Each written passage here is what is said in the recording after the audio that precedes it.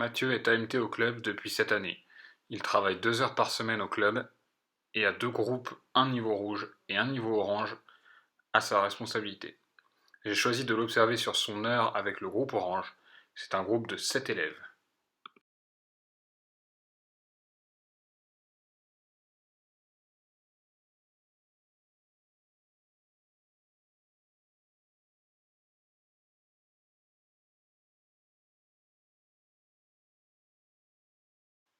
Au début de sa séance, Mathieu n'accueille pas les élèves, chacun arrive de son côté et commence à jouer.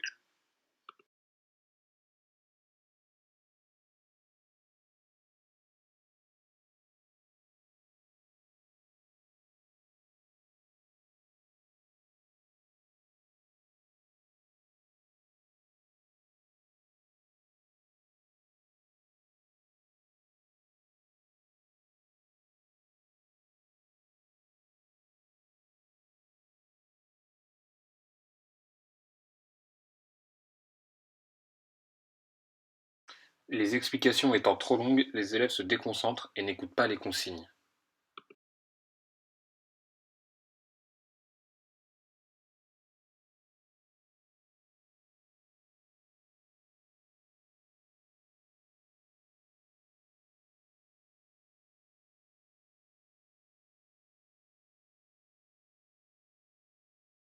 Mathieu n'utilise pas de matériel au sol, ce qui pourrait aider la compréhension de ses exercices entre autres.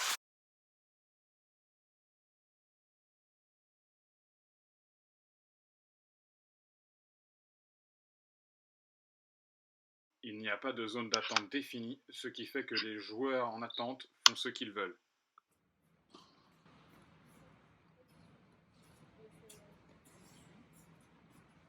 À la fin d'un exercice, Mathieu regroupe ses élèves pour faire un bilan comptable.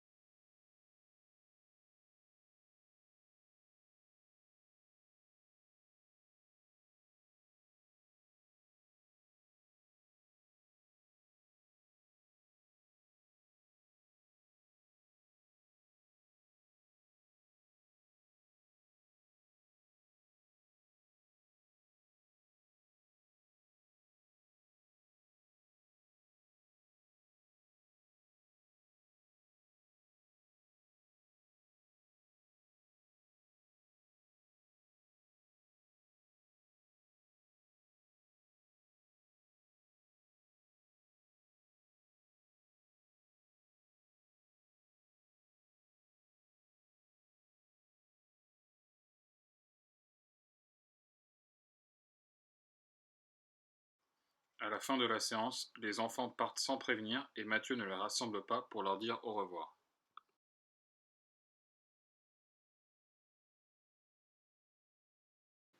Après cette observation, j'ai évalué Mathieu sur ses compétences en tant qu'AMT. Alors Mathieu, donc tu m'as répondu au questionnaire sur un peu tes attentes, parce que sur tes connaissances et tout ça de l'AMT. À tout ça, et comme tu me l'as mis aussi, je pense qu'on va partir sur en gros ton attitude quoi. Ok? Si ça te va. Ça me va. J'accepte. Voici à présent un exemple de questionnaire rempli par Mathieu pour avoir une idée de ses connaissances ainsi que de ses attentes.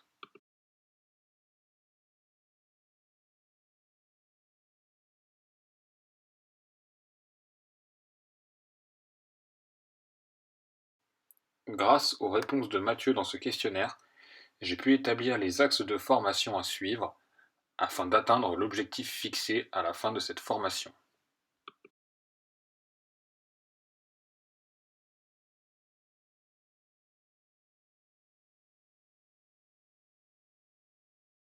Voici un tableau présentant l'équipe pédagogique du club avec leur mission, leur nombre d'heures de travail ainsi que leur diplôme.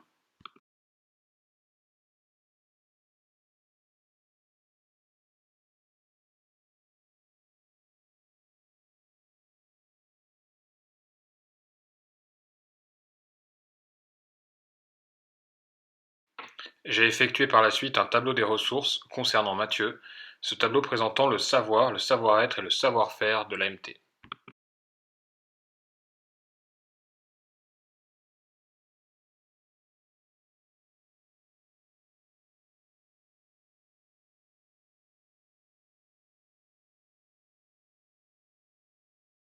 J'ai donc pu établir un tableau de capacité sur les compétences de Mathieu pour connaître l'objectif de fin de formation, à savoir être capable d'animer une séance de niveau orange en toute sécurité.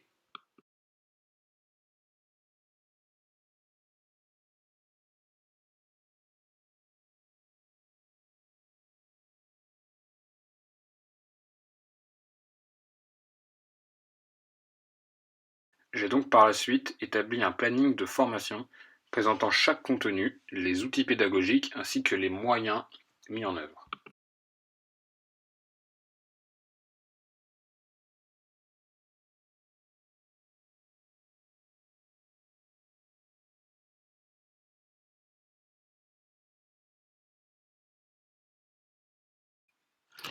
J'ai donc fait un Skype avec Mathieu pour voir ensemble ses idées, ses connaissances par rapport à l'attitude de l'enseignant ainsi que la sécurité à avoir sur le terrain. Alors, Mathieu, donc d'après toi, l'attitude que doit avoir un enseignant au tennis notamment, par des mots-clés, est-ce que tu pourrais me donner tes idées? Bah moi je dirais motivant dans un premier temps pour Ouais. les élèves, pour essayer de les pousser. À l'écoute des élèves aussi, pour, Ouais. euh, pour essayer de mieux les comprendre et vis-à-vis de leurs attentes. Et en troisième, je dirais passionné parce que faut quand même avoir envie de faire ça et envie de bien le faire. Voilà. Donc, Mathieu, ce que tu me disais, donc, après les trois idées que tu m'as données là, qui étaient vraiment pas mal, je propose du coup d'étoffer un petit peu ça, un petit peu tes connaissances au niveau de l'attitude. Donc, je pense qu'un entraîneur de tennis, je pense que c'est primordial que du coup, bah, il accueille donc, comme on disait un petit peu avant, il accueille ses élèves, les parents et tout ça. Que bien évidemment, il ait une tenue vestimentaire adaptée à sa pratique. Pas Oui, qui qu'il viennent pas en jean quoi. Voilà, exactement. Donc, tu l'as dit aussi, on pourrait parler de ponctualité, pas qu'il arrive 5 minutes après ses élèves. Ouais, ça c'est. Ce serait dommage. Donc, voilà, il y aurait la ponctualité, aussi le niveau de la voix ou de la tonalité, du langage à adapter selon le public. C'est assez important, on ne s'exprime pas de la même façon avec un groupe de jeunes 4-5 ans et un groupe un peu plus âgé, 12-13 ans. Voilà, donc beaucoup plus imagé pour les plus jeunes, enfin des mots, des phrases plus imagées.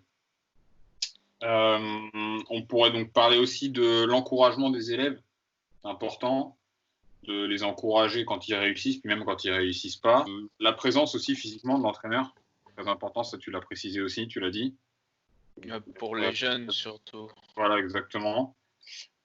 Alors Mathieu, du coup, au niveau de la sécurité à présent, est-ce que tu aurais une idée de ce que ça t'évoque, de la sécurité en général?